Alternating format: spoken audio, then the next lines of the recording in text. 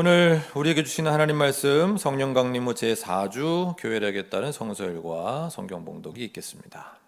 사무엘상 15장 34절부터 16장 13절의 말씀입니다. 그런 다음에 사무엘은 라마로 돌아갔고 사울은 사울 기브아에 있는 자기 집으로 올라갔다. 그 다음부터 사무엘은 사울 때문에 마음이 상하여 죽는 날까지 다시는 사울을 만나지 않았고 주님께서도 사울을 이스라엘의 왕으로 세우신 것을 후회하셨다. 주님께서 사무엘에게 말씀하셨다. 사울이 다시는 이스라엘을 다스리지 못하도록 내가 이미 그를 버렸는데 너는 언제까지 사울 때문에 괴로워할 것이냐. 너는 어서 뿔병에 기름을 채워가지고 길을 떠나 베들레헴 사람 이새에게로 가거라. 내가 이미 그의 아들 가운데서 왕이 될 사람을 한 명 골라놓았다. 사무엘이 여쭈었다. 내가 어떻게 길을 떠날 수 있겠습니까? 사울이 이 소식을 들으면 나를 죽일 것입니다. 주님께서 대답하셨다. 너는 암송아지를 한 마리 끌고 가서 주님께 희생제물을 바치러 왔다고 말하여라. 그리고 이새를 제사에 초청하여라. 그 다음에 해야 할 일은 내가 거기에서 너에게 일러주겠다. 너는 내가 거기에서 일러주는 사람에게 기름을 부어라. 사무엘이 주님께서 시키신 대로 하여 베들레헴에 이르니 그 성읍의 장로들이 떨면서 나와 맞으며 물었다. 좋은 일로 오시는 겁니까? 사무엘이 대답하였다. 그렇소. 좋은 일이요. 나는 주님께 희생제물을 바치러 왔소. 여러분은 몸을 성결하게 한 뒤에 나와 함께 제사를 드리러 갑시다. 그런 다음에 사무엘은 이새와 그의 아들들만은 자기가 직접 성결하게 한 뒤에 제사에 초청하였다. 그들이 왔을 때에 사무엘은 엘리압을 보고 속으로 주님께서 기름 부어 세우시려는 사람이 정말 주님 앞에 나왔었구나 하고 생각하였다. 그러나 주님께서 사무엘에게 이르셨다. 너는 그의 준수한 겉모습과 큰 키만을 보아서는 안 된다. 그는 내가 세운 사람이 아니다. 나는 사람이 판단하는 것처럼 그렇게 판단하지는 않는다. 사람은 겉모습만을 따라 판단하지만 나 주는 중심을 본다. 다음으로 이새가 아비나답을 불러 사무엘 앞으로 지나가게 하였다. 그러나 사무엘은 이 아들도 주님께서 뽑으신 사람이 아니라고 하였다. 이번에는 이새가 산마를 지나가게 하였으나 사무엘은 이 아들도 주님께서 뽑으신 사람이 아니라고 하였다. 이런 식으로 이새가 자기 아들 7을 모두 사무엘 앞으로 지나가게 하였으나 사무엘은 이새에게 주님께서는 이 아들들 가운데 어느 하나도 뽑지 않으셨소 하고 말하였다. 사무엘이 이새에게 아들들이 다 온 겁니까? 하고 물으니 이새가 대답하였다. 막내가 남아있기는 합니다만 지금 양떼를 치러 나가고 없습니다. 사무엘이 이새에게 말하였다. 어서 사람을 보내어 데려오시오. 그가 이곳에 오기 전에는 제물을 바치지 않겠소. 그래서 이새가 사람을 보내어 막내 아들을 데려왔다. 그는 눈이 아름답고 외모도 준수한 홍안의 소년이었다. 주님께서 말씀하셨다. 바로 이 사람이다. 어서 그에게 기름을 부어라. 사무엘이 기름이 담긴 뿔병을 들고 그의 형들이 둘러선 가운데에서 다윗에게 기름을 부었다. 그러자 주님의 영이 그날부터 계속 다윗을 감동시켰다. 사무엘은 거기에서 떠나 라마로 돌아갔다. 오늘 우리에게 주시는 주님의 말씀입니다. 아멘. 시편 20편의 말씀입니다. 우리의 임금님께서 고난 가운데서 주님께 기도하실 때에 주님께서 임금님께 응답하여 주시기를 원합니다. 야곱의 하나님께서 친히 임금님을 지켜주시기를 바랍니다. 성소에서 임금님을 도우시고 시온에서 임금님을 붙들어 주시기를 원합니다. 임금님께서 바치는 모든 제물을 주님께서 기억하여 주시고 임금님께서 올리는 번제를 주님께서 기쁘게 받아 주시기를 바랍니다. 임금님의 소원대로 주님께서 임금님께 모든 것을 허락하여 주시고 임금님의 계획대로 주님께서 임금님께 모든 것을 이루어 주시기를 원합니다. 우리는 임금님의 승리를 소리 높여 기뻐하고 우리 하나님의 이름으로 깃발을 높이 세워 승리를 기뻐할 수 있도록 주님께서 임금님의 모든 소원을 이루어 주시기를 원합니다. 나는 이제야 알았습니다. 주님께서는 기름을 부으신 왕에게 승리를 주시고 그 거룩한 하늘에서 왕에게 응답하여 주시고 주님의 힘찬 오른손으로 왕에게 승리를 안겨주시는 분이심을 알았습니다. 어떤 이는 전차를 자랑하고 어떤 이는 기마를 자랑하지만 우리는 주 우리 하나님의 이름만을 자랑합니다. 대적들은 엎어지고 넘어지지만 우리는 일어나서 꿋꿋이 섭니다. 주님, 우리의 왕에게 승리를 안겨주십시오. 우리가 주님을 부를 때에 응답하여 주십시오. 오늘 우리에게 주시는 주님의 말씀입니다. 아멘. 고린도후서 5장 6절에서 10절, 14절에서 17절의 말씀입니다. 그러므로 우리는 언제나 마음이 든든합니다. 우리가 육체의 몸을 입고 살고 있는 동안에는 주님에게서 떠나 살고 있음을 압니다. 우리는 믿음으로 살아가지 보는 것으로 살아가지 아니합니다. 우리는 마음이 든든합니다. 우리는 차라리 몸을 떠나서 주님과 함께 살기를 바랍니다. 그러므로 우리가 몸 안에 머물러 있든지 몸을 떠나서 있든지 우리가 바라는 것은 주님을 기쁘게 해드리는 사람이 되는 것입니다. 우리는 모두 그리스도의 심판대 앞에 나타나야 합니다. 그리하여 각 사람은 선한 일이든지 악한 일이든지 몸으로 행한 모든 일에 따라 마땅한 보응을 받아야 합니다. 그리스도의 사랑이 우리를 휘어잡습니다. 우리가 확신하기로는 한 사람이 모든 사람을 위하여 죽으셨으니 모든 사람이 죽은 셈입니다. 그런데 그리스도께서 모든 사람을 위하여 죽으신 것은 이제부터는 살아있는 사람들이 자기 자신들을 위하여 살아가도록 하려는 것이 아니라 자기들을 위하여서 죽으셨다가 살아나신 그분을 위하여 살아가도록 하려는 것입니다. 그러므로 이제부터 우리는 아무도 육신의 잣대로 알려고 하지 않습니다. 전에는 우리가 육신의 잣대로 그리스도를 알았지만 이제는 그렇지 않습니다. 누구든지 그리스도 안에 있으면 그는 새로운 피조물입니다. 옛것은 지나갔습니다. 보십시오, 새 것이 되었습니다. 오늘 우리에게 주시는 주님의 말씀입니다. 아멘.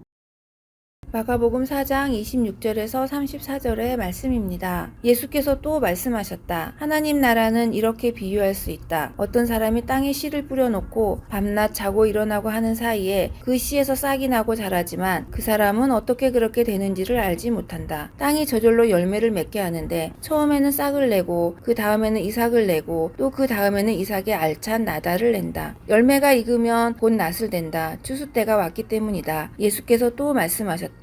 우리가 하나님의 나라를 어떻게 비길까? 또는 무슨 비유로 그것을 나타낼까? 겨자씨와 같으니 그것은 땅에 심을 때에는 세상에 있는 어떤 씨보다도 더 작다. 그러나 심고 나면 자라서 어떤 풀보다 더 큰 가지들을 뻗어 공중의 새들이 그 그늘에 깃들 수 있게 된다. 예수께서는 그들이 알아들을 수 있는 정도로 위와 같은 많은 비유를 말씀하셨다. 비유가 아니면 말씀하지 않으셨으나 제자들에게는 따로 모든 것을 설명해 주셨다. 오늘 우리에게 주시는 주님의 말씀입니다. 아멘. 기도드리고 설교 말씀 받도록 하겠습니다. 주님, 오늘도 저희에게 생명을 허락하시고 또 이렇게 함께 모여 예배드릴 수 있도록 우리를 인도하시니 감사합니다.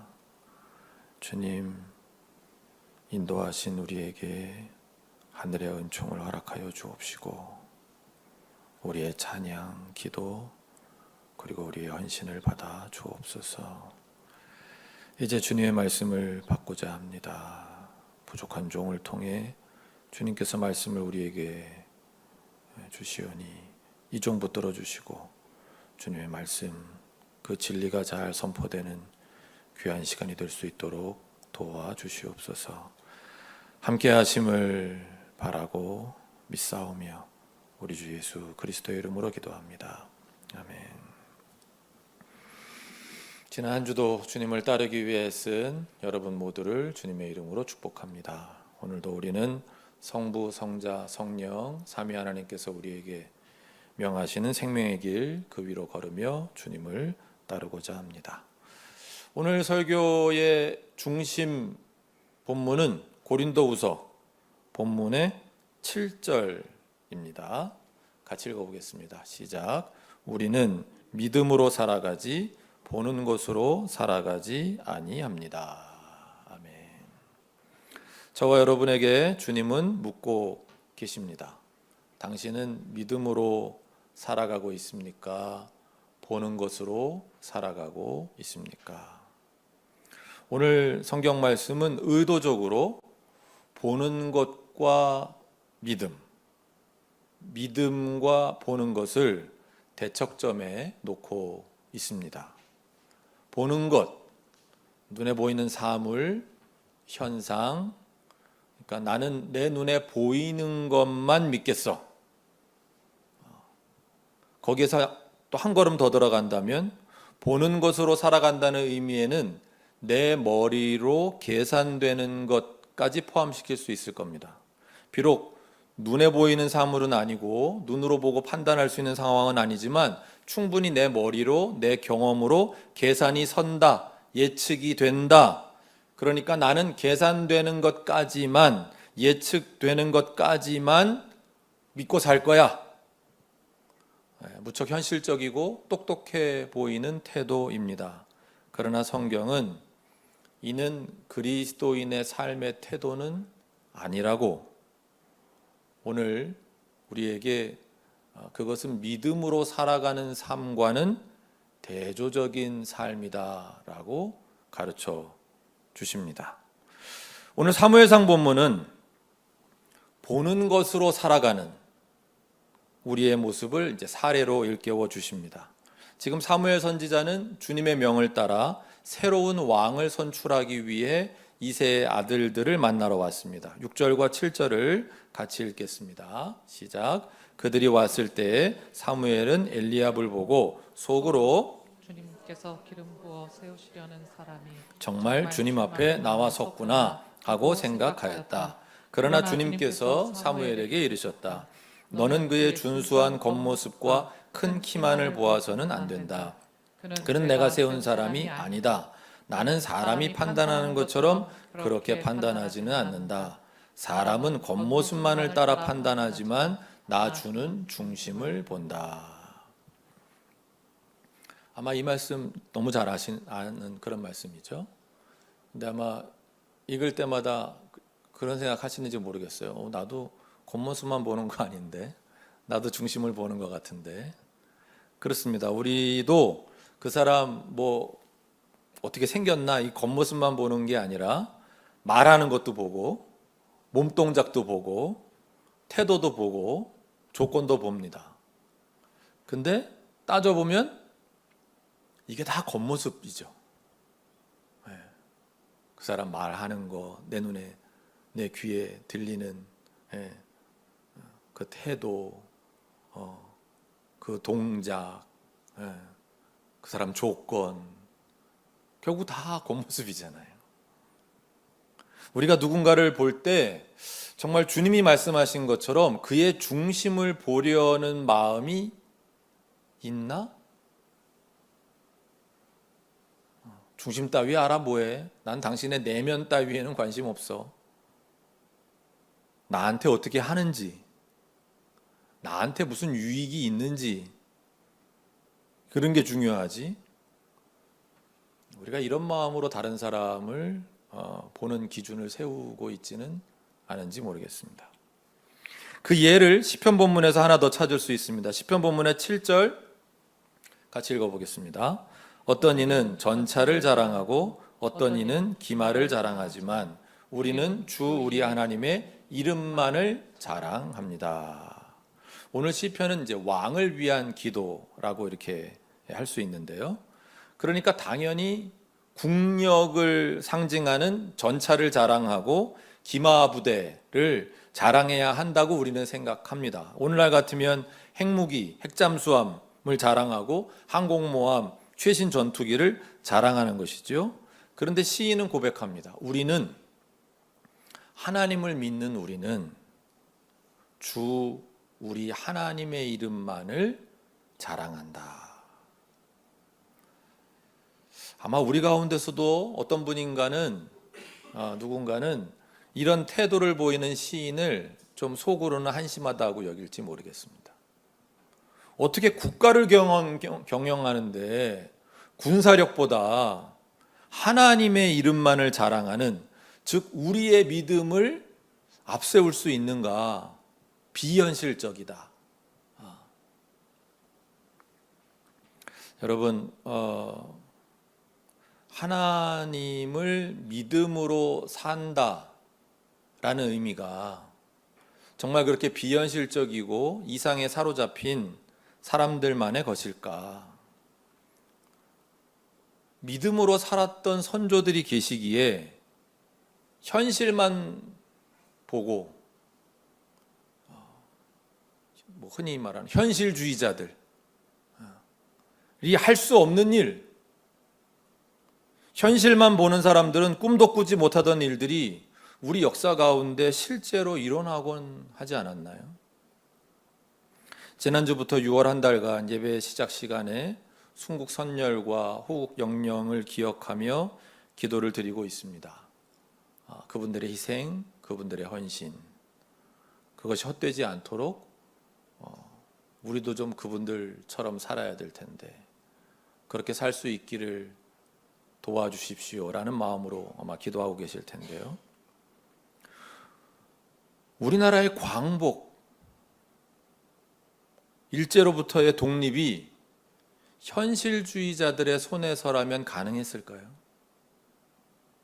현실을 앞세우는 사람들은 모두 일제의 편에 섰을 겁니다. 우리 민족에게는 희망이 없다면서 말이죠. 그래서 가장 많이 친일로 돌아선 분들이 1930년대 후반부터 40년대 초반에 많이 나오죠. 왜? 10년, 20년 이렇게 기다렸는데 희망이 없다 싶으니까 현실을 받아들이자. 그리고 친일파로 전향하고 그러지 않습니까?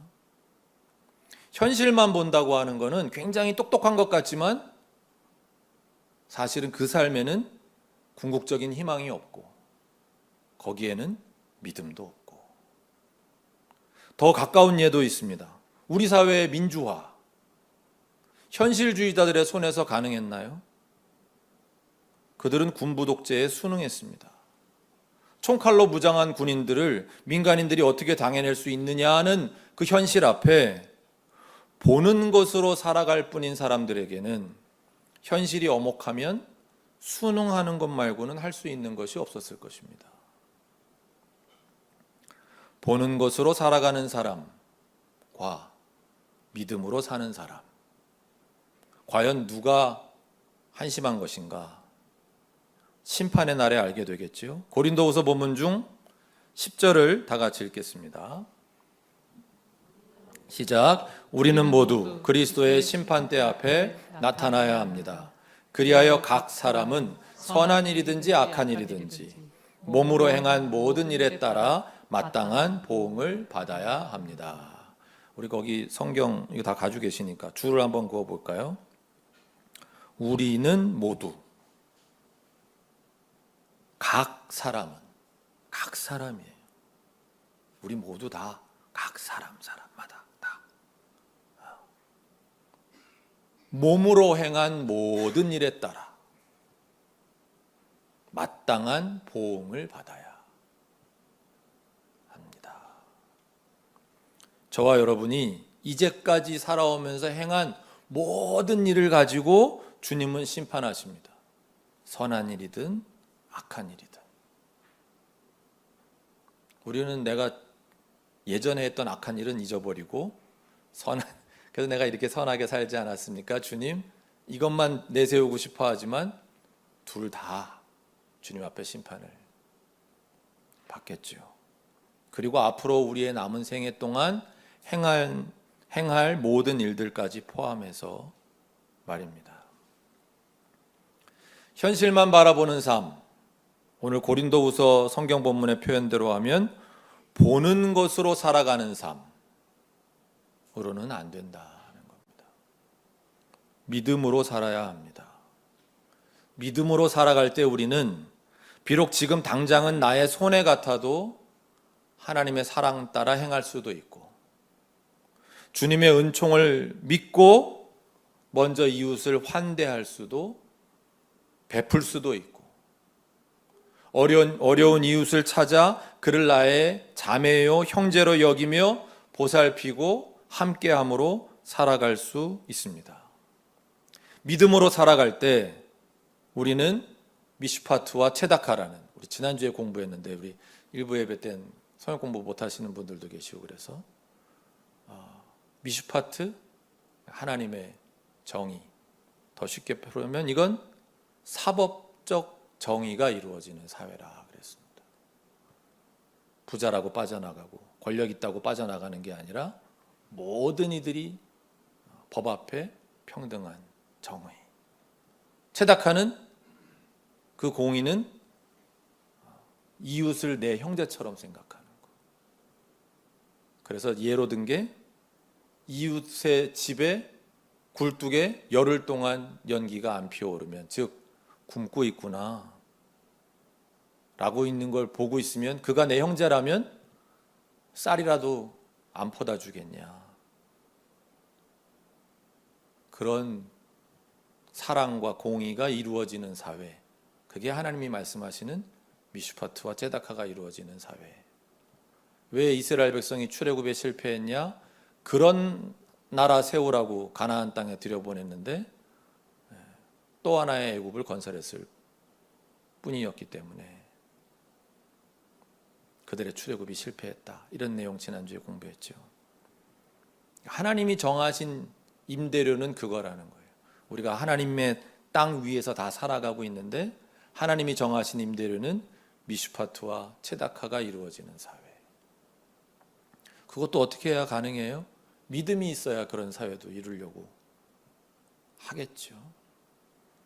믿음이 있어야 우리는 주님의 은총의 통로가 되는 삶을 살 수 있고 참된 그리스도인의 삶을 살 수 있습니다.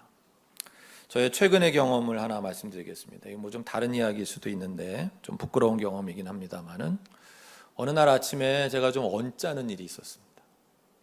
나이가 죄송합니다. 우리 어르신들 나이가 좀 들어가다 보니까 이렇게 사람이 언짢아지는 일들이 종종 생기더라고요. 아침 일찍부터 그랬어서 제가 알기는 알겠어요. 어떻게 해야 내 이 감정을 추스리고 이 일도 잘 매짐할 수 있겠는지 알겠는데 그날따라 그냥 그렇게 하고 싶지 않은 날 있잖아요. 무슨 기분인지 아세요? 그냥 나 지금 열받았어. 짜증나. 나 기분 나빠. 이거를 그냥 내버려 두고 싶은 날 있잖아요. 그냥 막 살고 싶은 그날 그랬어요. 그래서 굳이 내가 막 다시 좋은 마음으로 막 기도하면서 막 주님께서 주시는 마음으로 나를 다스리고 막 좋은 사람답게 막 그리스도인답게 이렇게 행동하고 싶지 않은 뭔가 그렇게 나를 바꾸려고 하는 게 억지스러운 것 같은 막 그래서 막 나를 뭔가가 막 옥죄는 것 같아가지고 짜증나서 막 이걸 안 하고 싶은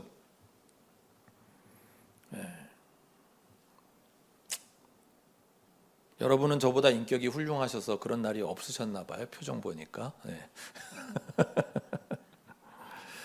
근데 혹시라도 여러분에게도 그런 순간이 찾아오시면 우리는 기억해야 합니다. 이런 기분의 나를 내버려 두는 것이 결국은 나를 학대하는 행위라는 걸. 그렇게 나쁜 기분으로 몇 시간이고 몇 날 며칠이고 스스로를 내버려 두고 그 기간 동안 주변 사람들한테 안 그런 척하면서 짜증내고 표정 짓고 말하고 행동하도록 나를 내버려 두는 거, 그것이 자기 자신을 학대하는 거라는 거죠. 스스로를 함부로 대하는 겁니다. 스스로를 자기 자신을 소중하게 여기지 않는 거라는 거예요. 왜냐하면 그런 엉망인 기분의 상태는 첫째, 나의 건강을 해칩니다. 이건 과학자들이 하는 얘기예요. 의학자들이 하는 얘기예요. 정신건강에 매우 치명적인 해를 끼치는 건 말할 것도 없고 실제로 내 몸의 건강까지도 해친다 그래요. 면역력 다 떨어뜨리고요. 여러분 그 얘기 아시죠? 암세포는 모든 사람에게 매일 만들어진대요. 그러니까 암에 걸린다 이거는 틀린 표현이래요. 매일 우리 몸에는 암세포 그런 그 돌연변이 이런 것들이 이제 만들어지는데 우리 몸의 면역력이 좋을 때 그 암세포를 이제 맨날 이제 죽이는 거라는 거죠. 걔들이 활동하지 못하게. 근데 왜 이게 암으로 이렇게 발현이 되냐? 면역력이 떨어져서. 왜 우리 면역력 높이려고 홍삼도 먹고 비타민 C도 먹고 막 뭐 먹잖아요.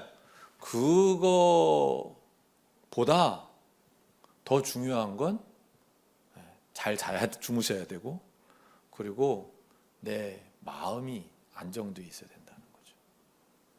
내 마음이 그렇게 기분이 나쁜 상태로 내버려 두잖아요. 이렇게 불안하고 두렵고 그래서 화나고 이런 상태로 내버려 두면 면역력이 확 떨어진대요. 그렇기 때문에 빨리 내 마음을 추스려야 한다는 거고요. 둘째, 나의 건강만이 아니라 나의 행복도 망칩니다.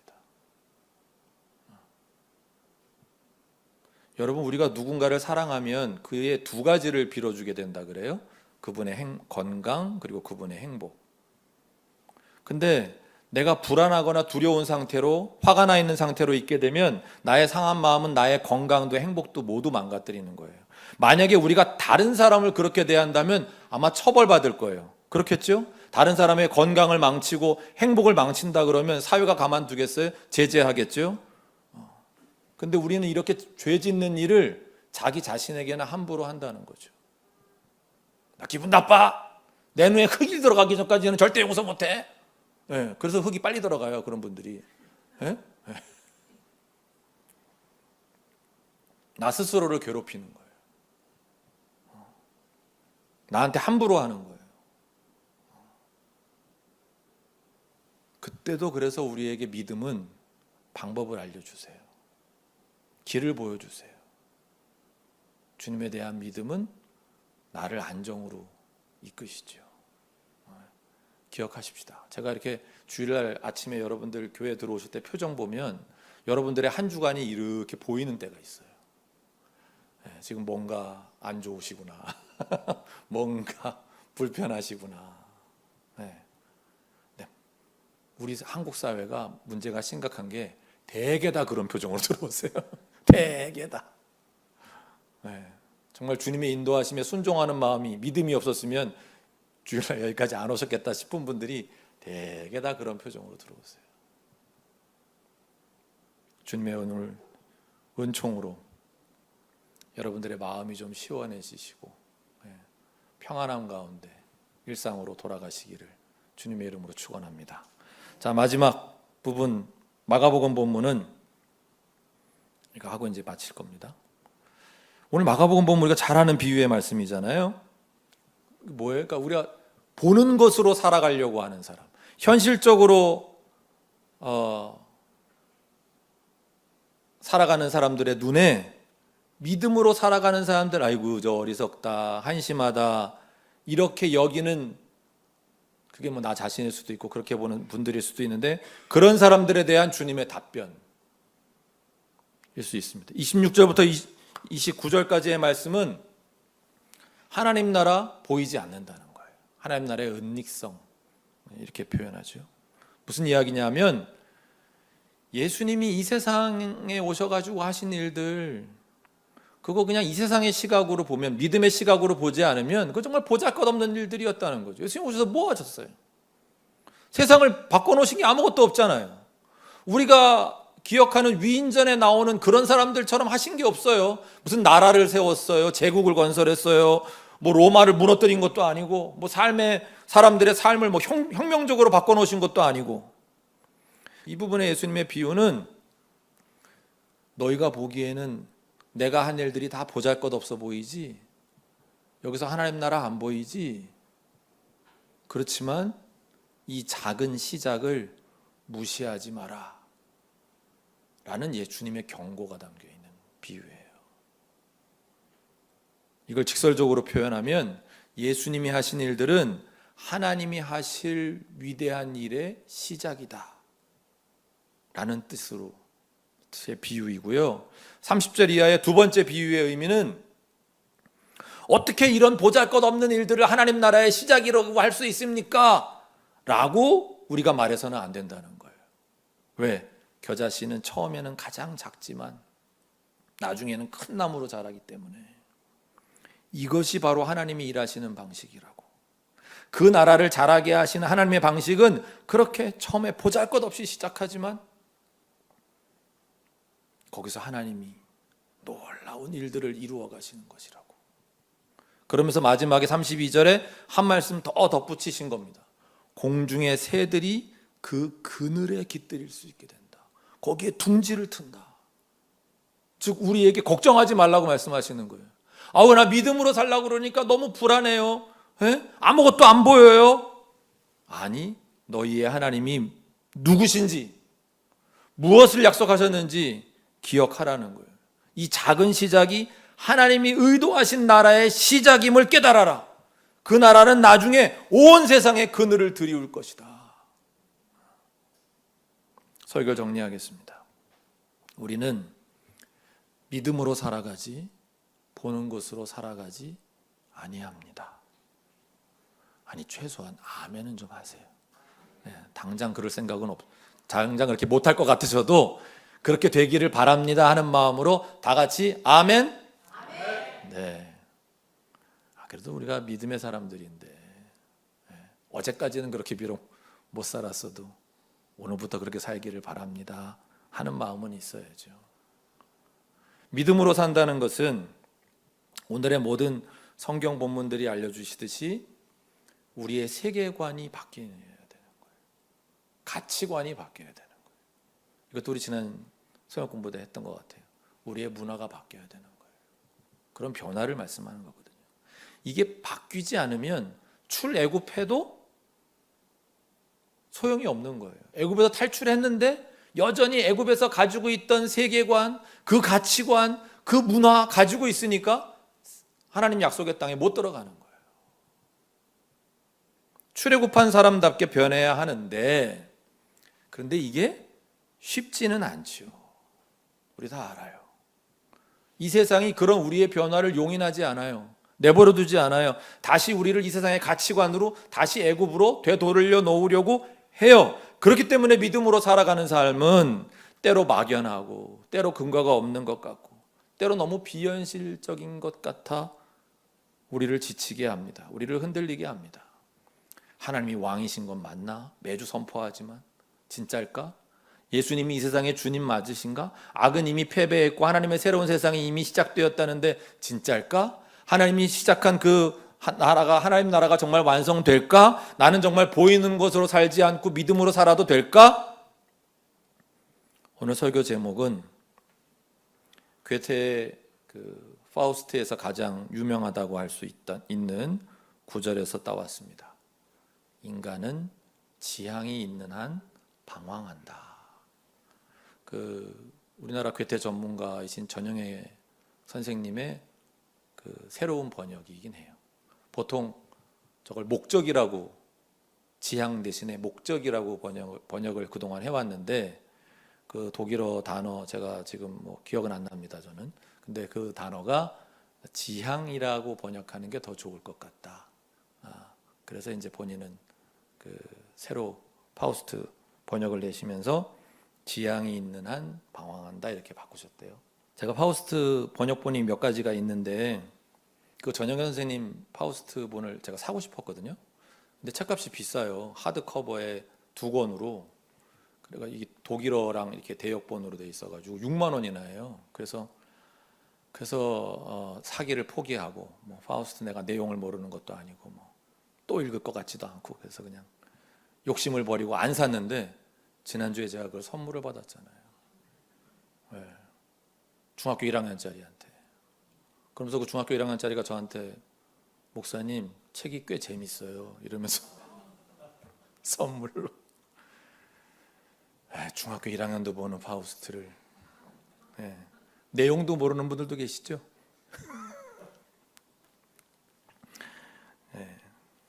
가능하면 한번 도전해 보시기를 바랍니다. 어쨌든 그게 포인트는 아니고 제가 사실은 이 문구에 그날따라 어느 날인지 말씀 안 드리겠지만 그날따라 되게 많은 위로를 받았습니다. 나는 왜 이렇게 믿음이 흔들릴까? 분명 하나님의 인도하심을 받아 여기까지 살아왔는데 하나님 나라를 향해 가고 있고 그리고 하나님은 성경을 통해 이렇게 우리에게 엄청난 그분의 그 위대한 드라마의 결말까지 다 알려주고 계시는데 나는 왜 확신이 부족할까 싶을 때 나는 진짜 그리스도인이 맞나? 나는 진짜 목사가 맞나? 싶을 때 또 우리에겐 있죠.